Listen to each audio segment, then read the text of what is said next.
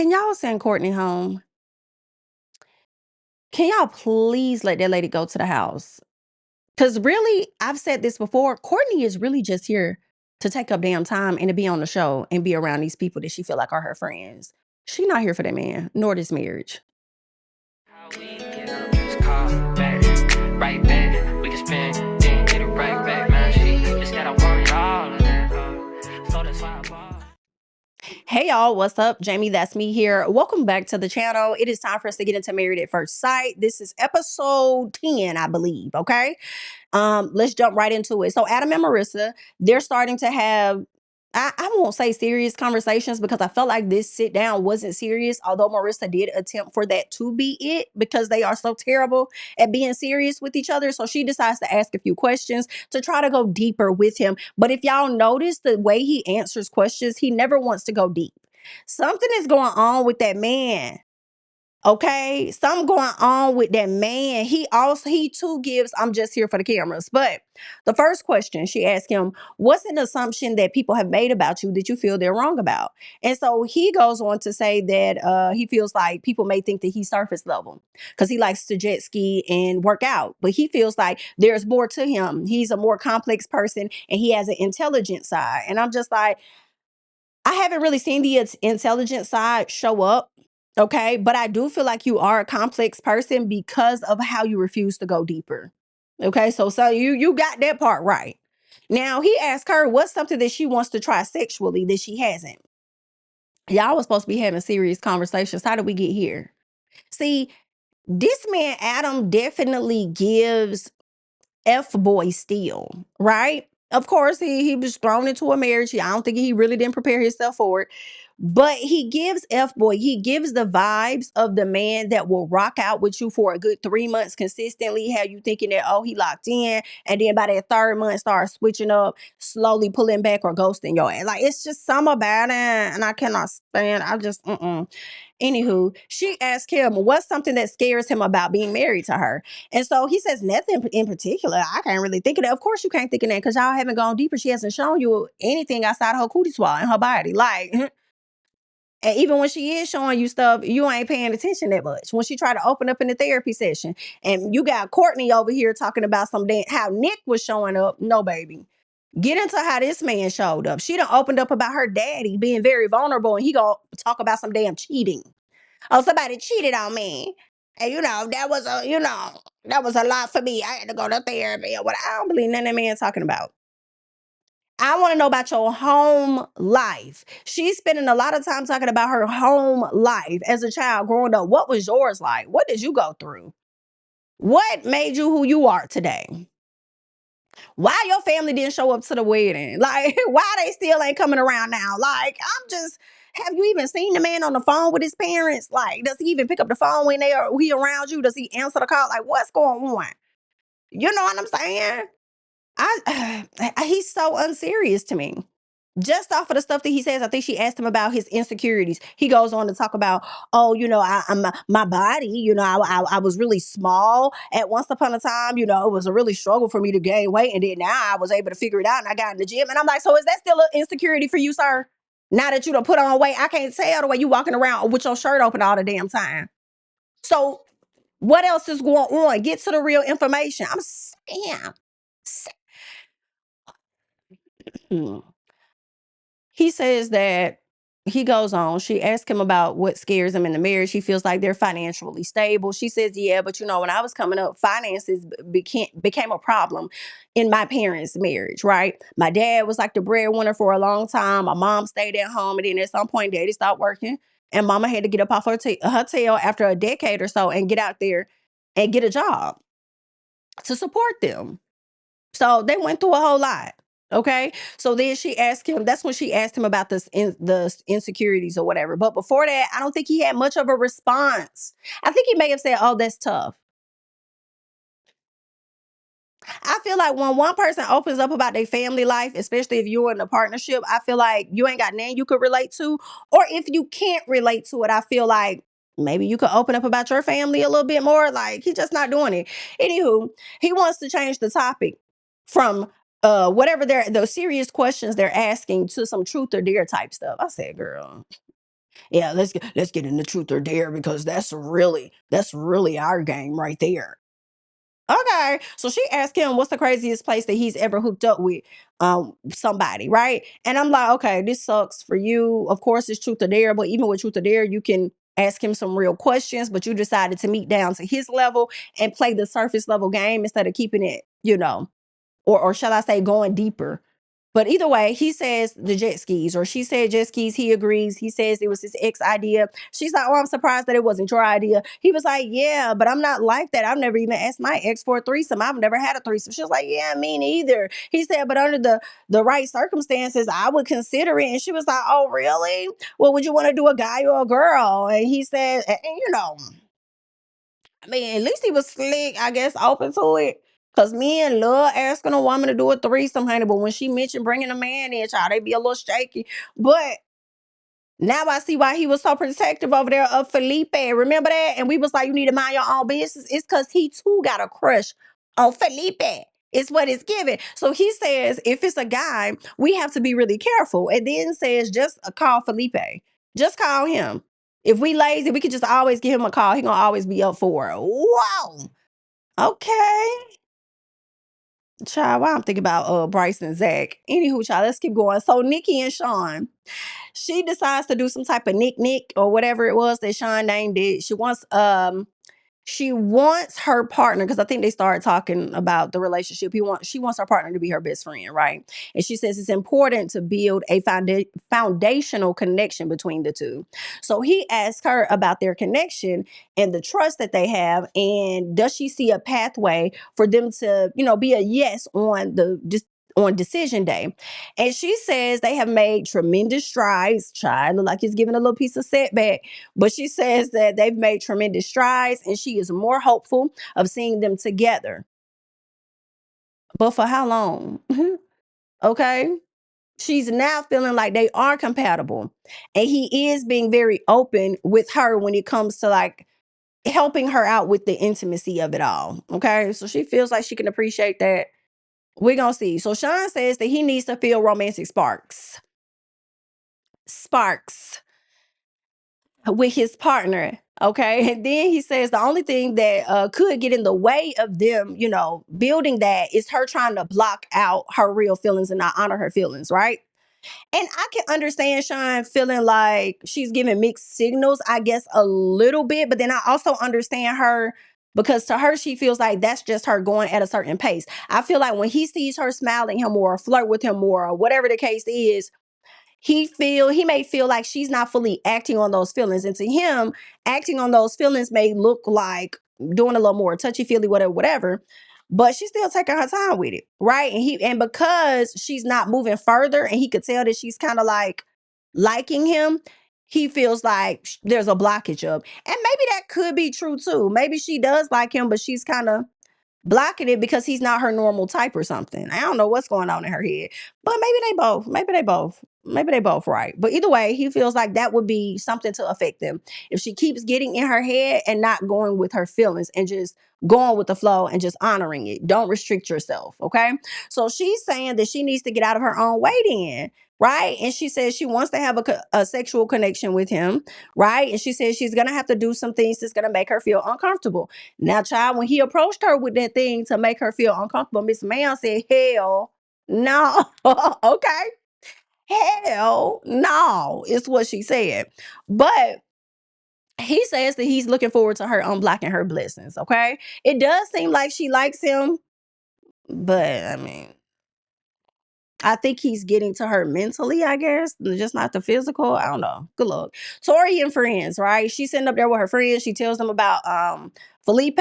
She says things are going good, but he did tell me he was an atheist. He was really worried to tell her that, but she's cool with it. She says as long as whatever their high level beliefs are, loyalty and all this other stuff, as long as that's met, it's okay that he's an atheist. I don't think you could really have a real. Can you? Maybe you can. Y'all let me know. I feel like you can't have a relationship with a person that's atheist and you are a full on believer and you believe in God to guide your life a certain way. And, because I feel like at some point that's going to become a problem. If you're praying, if you're bringing certain spiritual things into the conversation and a relationship, I just feel like it's going to be a problem for that person that doesn't believe in those things. Let me know your thoughts. Maybe some people out there exist. They're gonna be trying to make that a reality show, ain't they? But either way, she doesn't care about all of that. She tells them about him being afraid to mess things up, though. She says he has cheated before. And her biggest issue with that was the fact that he never told the girl until after they broke up. When they broke up was when she found out about it. So her friends was really tripping out by that, by the fact that he did that. He never told her, never said anything. They feel away, right? So they tell one of her friends tells her that he would have told Felipe that it's really about making a conscious decision, because now he's really concerned about when things become mundane. Okay, when all of this that I'm feeling for you wears off, am I gonna stick around? And so the guy was telling her that she should tell him that making a conscious decision about having somebody in your life and being with somebody in your life is more important. Like, that's what it's about. And it's less about novelty. Right. So, and I feel like that's not much different than I feel what some of the experts have been trying to tell him too. So, Tori's friend, she's concerned that Tori is going to change herself for this relationship. And I mean, that's her friend. I don't know Tori, but I do wonder if Tori got the hell up out of Dodge and left that man after she found out he cheated on her and who he cheated on her with. I don't know if she'll stick around for Felipe, but this is different. She could up and leave that situation where that she was not a person she wasn't married to. Now she's married to Felipe. So would she? I don't know. I don't really. I could see Tori walking the hell away from this situation. I think she's definitely going to give him a chance, but I could see her leaving. But because they're married, that may be enough of an excuse for her to like stick it out and stick it through with him much longer than what she may want to. Courtney and Nick. Nick has given her some flowers for her birthday as well as a birthday cake. And she gonna sit up there talking about some. I mean, it's cute, but I spilled my heart out the other day at a therapy session over there in that group session. And all you could say was, "I need to be more goofy." Like what? Like I don't like that. So she feels like it's still surface level with him, and he wants her to be all over him, but it's not working. Like this ain't it. That's not gonna work. You want me to be out, but I'm not gonna be all over you. And I'm like, girl, you are the biggest problem on my screen. I'm so sick of you. I'm so sick of you. And I'm so glad when I got in a therapy session that she was like, y'all are pretty much having a parallel experience. Okay. Either way, it's mafia night. I believe Felipe throws a party. Everybody is there. They getting ready to sit next to their partners. I don't believe that Cameron was there because he was working. I think that's how it went. So Courtney wanted Michelle to sit next to her. Didn't give a damn about Nick. I think somebody said, what about Nick? She said, oh, he'll understand. So then when Nick gets there, she tells him, oh, Michelle is sitting next to me. So how do you want to work this? She wanted him to just accept the fact that she wanted him to accept the fact that Michelle was there and find another seat. But also at the same time, it's given she wanted to embarrass him. And I feel like this is the second or third time that she's pulled some shit like this. She did it the last group session when he said he was confident and she was like, I don't think you're confident at all. And then she went on whatever tangent she went on. Right. And then here you are doing it again. So I don't know. I don't know what's going on with you wanting to humiliate this man and he ain't really doing that to you. I'm so confused. Yeah, so how do you want to work this? Like, what do you want to do? Like, and he's sitting over here like, okay, this person with their person, this person with their person. Like, I'm trying to be right there by you. Like, what you talking about? Okay, so she's like, okay, Michelle, you can just sit over there. So Michelle gets up, she moves, and she's like, all right, cool, I fixed it for you. First, she was like, whatever makes you comfortable. What? It seemed like it's whatever makes you comfortable. Sick of her. But I fixed that for you. It's fine. It's done. Fixed it. You created the problem. And now you want some points because you quote unquote fixed it? Ugh. So Mecca and Belle, right? They got some SHI they want to get off their chest because Mecca felt the way about what happened the other night. He talks about how he did shut down. He says he shut down because he thought he was being a very open person and he was heavily critiqued about it and called performative. So he didn't like that. And Belle tells him that it's okay to be shut down. You can shut down as long as you don't, take your anger out on me at the end of the day. Okay. And so Mecca talks about being so deep in self-reflection that he can find himself being numb to everything around him. So it must have mean that he may have taken some of that out on Belle. He may not have been angry with her, but he could have been potentially dismissive, I guess, that night. So I don't know, but I feel like, listen, he definitely needs a therapist. Like, y'all may need one, but he for sure he needs to sit down with the people on the couch, okay? But I think that the session they ended up having was a really good session. So she says they made their she says she didn't like the fact that they made him mad because she almost didn't get no peen that night. Okay, I thought that was funny. I mean, maybe they did get it in and he was able to release some stress, child. Ain't no telling. But Courtney is over there ignoring Nick. So why are you ignoring him? So he chose to sit next to you because that's what he wanted to do, like everybody else's partners were gonna do. You tell him you fixed it, and then you sit there and continue to ignore him in front of everybody when you see, and more specifically, Belle and what's her name, Marissa sitting right there. This would be about the third time you tried to embarrass him, and the fourth time would be when you was over there talking to damn Devon. Girl, just get up and walk away, please. Just get up and go. You do not have to stick around where you don't want to be. That is so weird. I mean, I don't understand. But then when you talk about the other relationships, you just went with whatever just to say that you have I'm just, girl, like she could go, like tired of this woman. Okay. So, anywho, she's being rude to him, ignoring him or whatever. Nick says that she seems a lot happier being around everybody else than she is with me. And it's really not a good feeling. I'm sure it's not. And he just keeps the same face. He keeps the same face. He keeps just, trying to smile through it. And I'm just cringing. Devin tells Courtney, look, you shutting him down. But I need you to know that you shutting him down. Courtney says, I gave my full vulnerability and he didn't. And then they flash back to her not being fully open. They flash back to her saying, it comes with time or whatever. It's going to come when I want it to come, yada, yada. And you really weren't that open. I've never been so frustrated with a person like, girl. Devin tells her that she's creating expectations for him that's not possible. And then he's like, look at me, like, hear me out. Like, look at me, hear me out. And she says that she doesn't need this on her birthday. Send this big. Where was the producer? Didn't nobody want to come and say, okay, wrap it up. You can go. Devin says, this is exactly what you need on your birthday. I said, I know that's motherfucking right. So Devin goes on to say that, no, yeah, he says this is exactly what you need on your birthday. And she says, this motherfucker let me be vulnerable and he didn't say shit. You always trying to play the victim in situations. That's why none of your relationships really work out. It's always people doing stuff to you, never what you may be doing to them. And then she gonna tell Devin, if you're taking his side, then fuck you. Okay.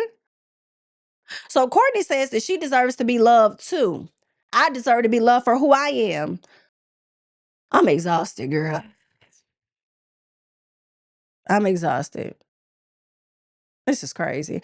She didn't want to talk to Nick the whole time. Then she turns to him and asks him after somebody said, hey, Caitlyn, can you get your husband? She was like, in a second. So then she turns to Nick and says, can you get your boy? Can you control your fucking boy? I wanted Nick to get up and leave so bad, and he did not. Caitlyn comes to the table, and she automatically asking everybody else what happened. I felt instead of looking over there to Devin and say, hey, what's going on?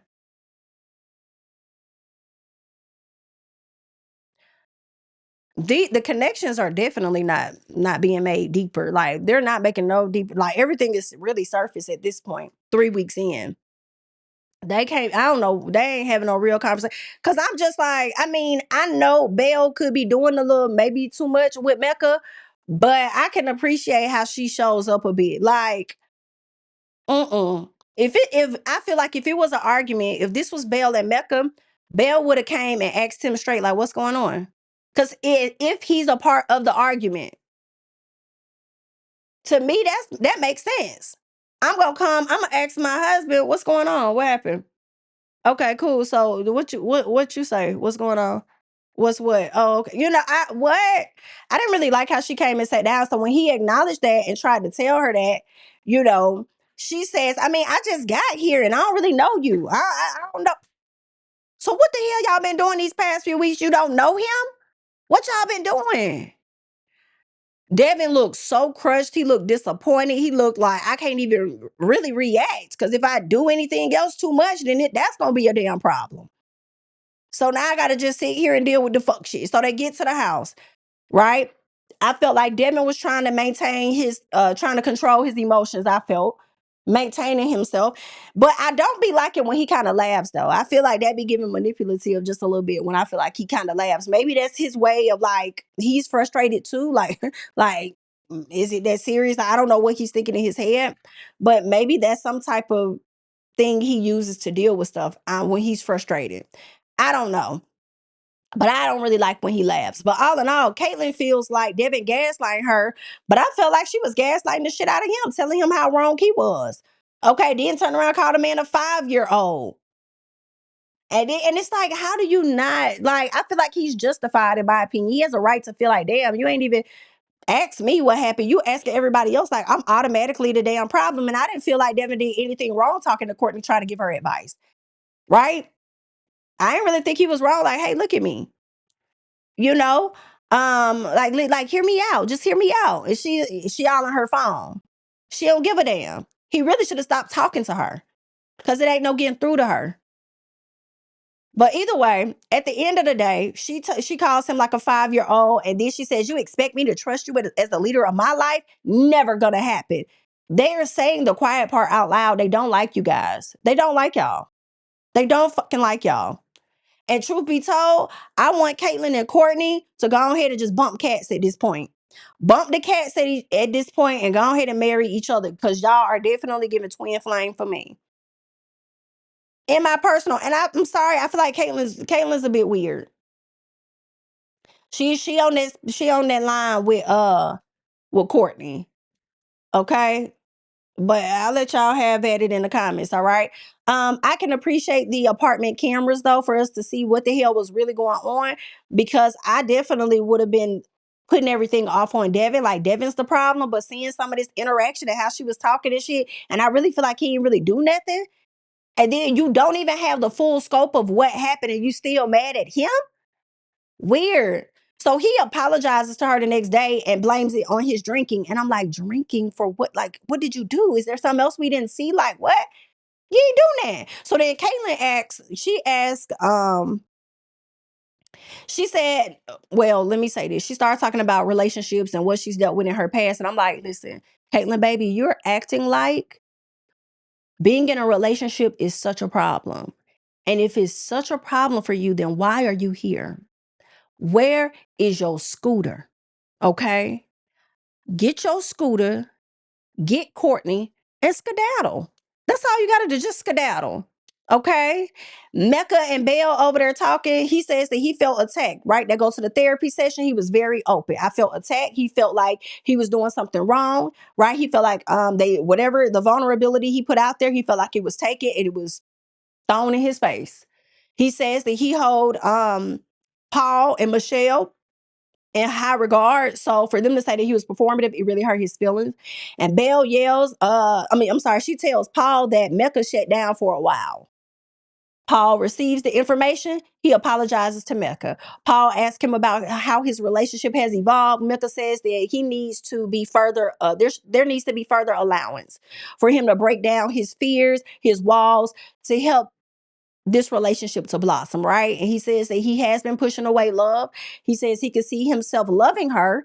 And then he says that he never felt this way before. So he sees it, but he does block it out. Okay. And Mr. Paul says that it must be something dealing with commitment. Like the biggest issue that he's battling is commitment. And I believe Mecca agreed. He opens up about his mom. He says his mama not being there caused him to be jealous of other people, and their relationships with their mom. And it made him feel like at some point he became unworthy, right? He would kind of push away relationships. Okay. He said it made him shy away from that. Even when he says even when you want me to, even when you want to grow with me, I'll still say I don't want it. And this is what I meant by last week when I said you're the type of girl that he'll miss out on. And then as he finally get his SHI together, he gonna be like, damn, I wish I would have did this. I wish I would have did that. I wish I would have, because she was willing to deal with me even with everything I was going through. Okay? So, damn, that's crazy. Even when and that's what this girl is trying to do. She's trying to grow with him. And right now he don't want it. Well, we'll see how it's gonna go. I don't know if anything's gonna change by the end of the few weeks, but we'll see. Paul calls him a self-sabotager. He agrees. Okay. He says that he's choosing fear over love. Mecca, he's taking it in, he's listening. Paul says Belle won't let him face anything by himself, though. That's one thing he also likes about Belle. And that's something that Mecca needs to recognize. You so afraid of, not being worthy and being, left behind or whatever the case is, but she's not letting you face anything alone. She got your back in a lot of stuff. Right. And he also tells Belle, like, I believe that you love him, but you're not gonna say it. And she probably like, hell no, this nigga done sat up here. Okay. This nugget done sat up here and then said that I'm more into him than he into me. You better believe when I say it out my mouth, he gonna have said it first. You ain't finna play me again. I said, I know that right. That's why she ain't saying that. Okay, but either way, he wants Mecca to lean into love. And hopefully Mecca does. We'll see what's gonna happen. Devon and Caitlyn. Like I said, she was confusing. Got to the house, he got her some flowers. She more damn excited about the flowers than anything. I said, well, at least she was more excited about the flowers than Nikki ass was. I'm not Nikki, but Courtney was. So congrats, Caitlyn. Nikki and Sean, they're getting uber close. They over there kissing. She's straddling him on the damn sofa. He grabbing on her butt and stuff. So the sexual chemistry is slowly but surely getting there. And I guess these are the things that he means when he's like, when you're feeling the moment, just let it happen. But she'll restrict herself. So I don't know, girl. That can be a bit confusing, I'm sure. But because it is her body, he has to stand by and respect it. And then it's annoying to us because he keeps checking in and asking her. And now I guess that makes sense why he asked her. Because of moments like this where he's lifting up her dress and grabbing her butt and kissing on her and all of that stuff. Like, maybe he should be asking, like, is it okay? Like, what are we doing here?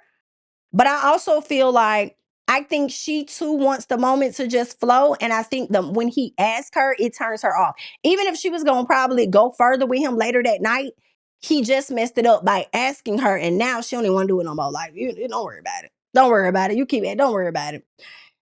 Let me know your thoughts. Cameron and Michelle, he's starting to see how far out her league she is. I was literally typing that in my notes. That yeah, you started to see how far out her league you are. And that's when he ended up saying the same damn thing. I said, I know that's right. You gonna have to step them cookies up dealing with her. So Cam learns that Michelle can have a fiery temper. She says that she has gotten better though, and we learned that they have not had an argument or disagreement yet. Maybe they never will. Who knows? Sean and Nikki. Okay. He tells her that after they have a good night, he wants to, get it in, just a little piece be touched on, filled up on. Okay. So he wants to be pleasure without having an sex. And he asked if that's something that she could do. And she like, I mean, what you asking for is reasonable. And I definitely could do that. I'm just not gonna do that. So yeah, I'm not there yet. She wants him to satisfy himself with PORN or something, pleasure yourself. And he's like, I had to slow all that down and stop all of that. Okay.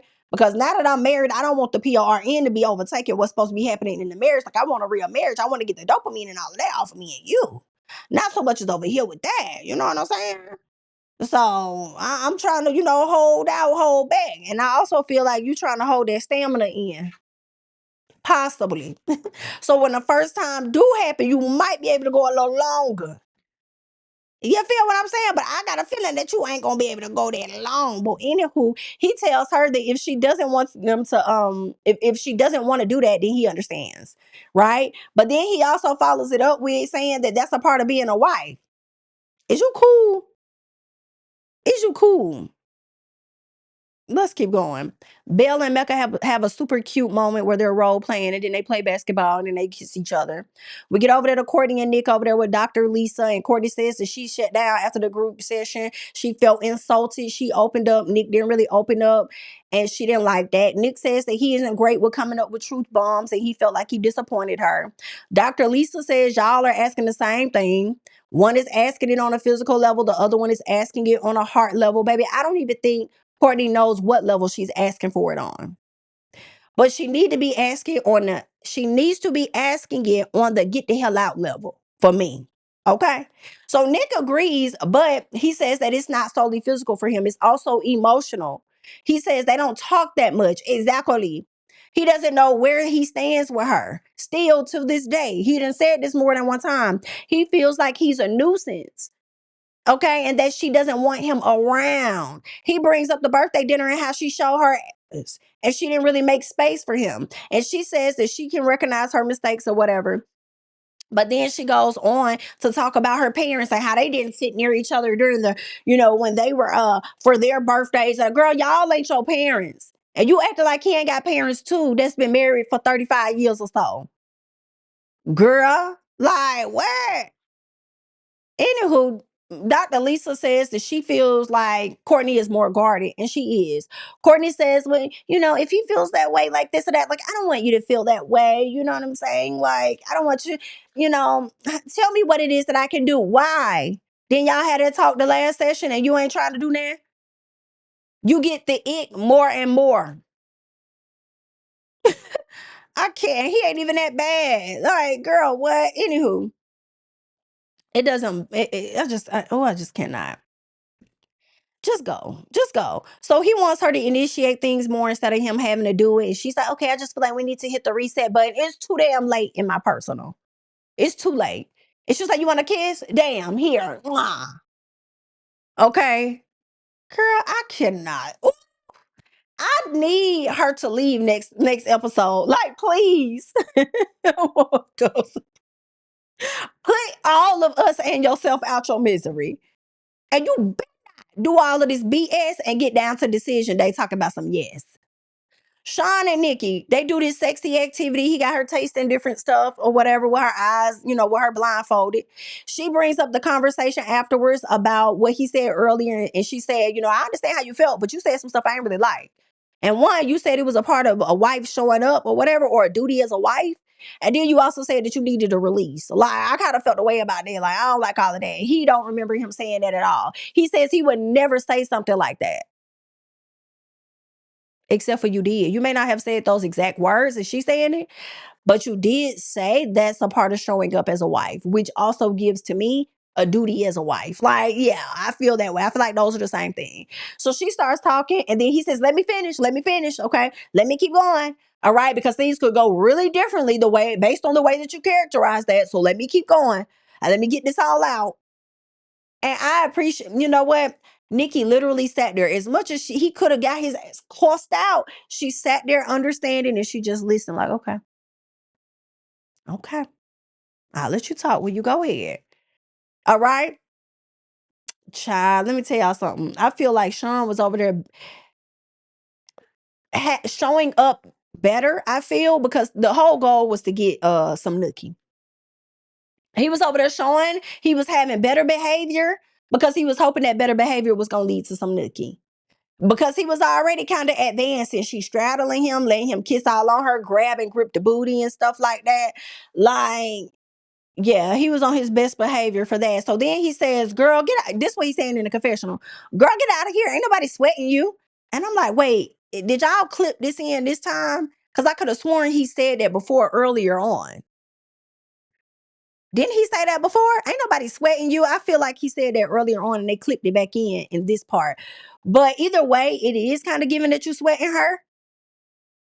You know what I'm saying? Because you keep asking. But at the same time, she is doing things that's making him feel like they could potentially be a little further. And so this is why he asked. At least this time, that's why he asked, in my opinion.